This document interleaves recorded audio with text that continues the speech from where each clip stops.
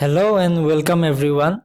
আগৰ ভিডিঅ'টোত আমি ইণ্ডিয়ান পলিটিৰ যিটো ফাৰ্ষ্ট চেপ্টাৰ আছিল আমি সেইটো ডিসকাস কৰিছিলো। এতিয়া আমি সেকেন্ড চেপ্টাৰ যিটো মেকিং অফ দি কনস্টিটিউশন সেইটো আৰম্ভ কৰিব লৈছো।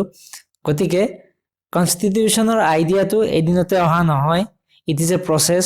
So for the first time the idea of a constituent assembly for India was put forward by M.N. Roy in 1934.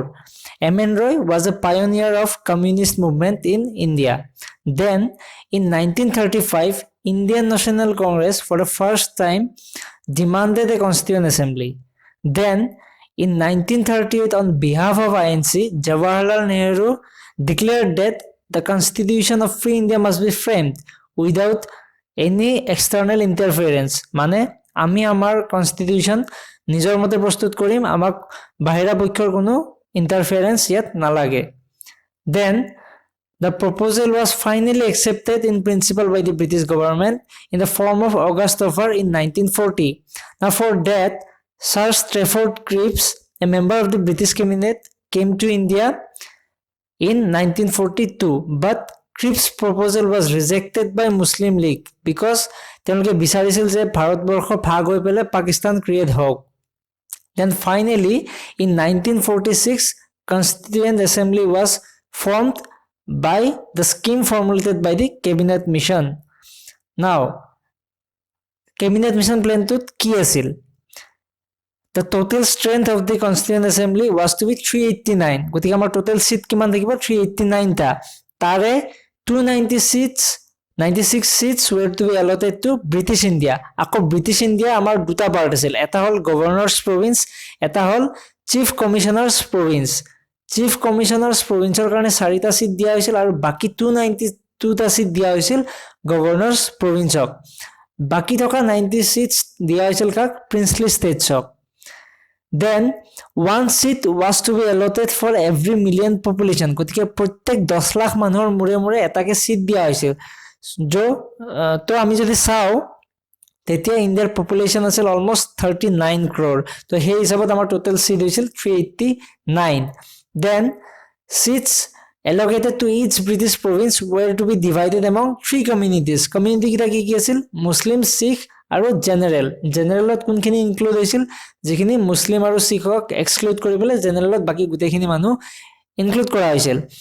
আৰু প্ৰত্যেক কমিউনিটিৰ মানুহ যিখিনি ৰিপ্ৰেজেন্টেটিভ উঠিছিল তেওঁক সেই কমিউনিটিৰ মানুহে ভোট দিব পাৰিছিল। তেনেকৈ মুছলিমসকলক অকল মুছলমানে দিব, শিখসকলে শিখক দিব, তেনেকুৱা আছিল।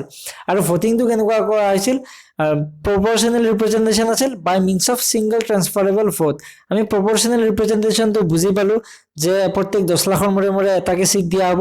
এতিয়া সিংগল ট্ৰান্সফাৰেবল ভোটটো কি আমি এইটো পিছত ডিসকাস কৰিম, যেতিয়া আমি প্ৰেসিডেন্সৰ ইলেকশ্যন পঢ়িম তেতিয়া আমি সেইটো ভালকে বুজি পাম।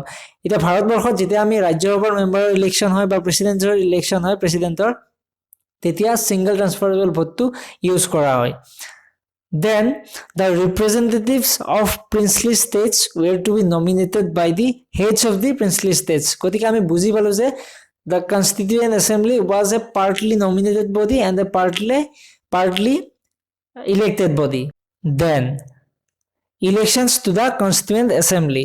It was held in July to August in 1946 for 296 allotted to the British province. ইয়াৰে ইণ্ডিয়ান নেশ্যনেল কংগ্ৰেছে জিকিছিল 208খন সিট আৰু মুছলিম লীগে জিকিছিল 73টা সিট আৰু বাকি ইণ্ডিপেণ্ডেন্ট স্মল গ্ৰুপ কিছুমানে জিকিছিল 15টা seat. But the princely state decided to stay away from the Constituent Assembly.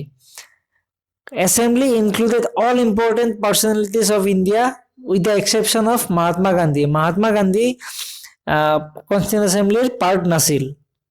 Working of the Constituent Assembly.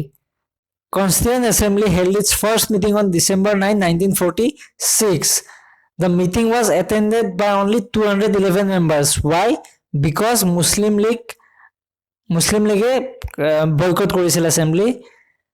Then Dr. Sachinand Sinha, the oldest member, was elected as the temporary president of the assembly. এইটো practice আমি ফ্ৰেঞ্চৰ পৰা ফলো কৰিছিলো যে oldest member টোক আমি temporary president টো দিব লাগে। Then Dr. Rajendra Prasad was elected as the permanent president of the assembly. H.C. Mukherjee and V.T. Krishnamachari were elected as the vice presidents of the assembly. Then objective resolution. On December 13, 1946, Jawaharlal Nehru moved the historic objective resolution in the assembly.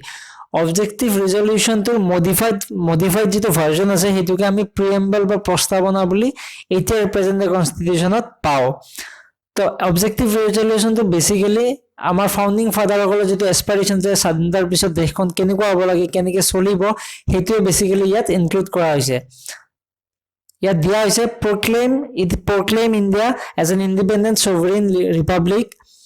India shall be a union.